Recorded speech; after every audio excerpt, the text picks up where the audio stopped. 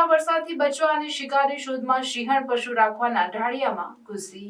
ગીર ગઢડા સીમ વિસ્તારમાં વરસતા વરસાદથી બચવા અને શિકારની શોધમાં સિંહણ પશુ રાખવાના ઢાળિયામાં ઘૂસી વિડીયો થયો વાયરલ. સીમ વિસ્તારમાં આવેલ ખેતરના પશુના ઢાળિયામાં સદનસીબે કોઈ પશુ ન હોવાથી સિંહણને શિકાર કર્યા વિના જવું પડ્યું. સમગ્ર ઘટના મોબાઈલ કેમેરામાં કેદ થઈ.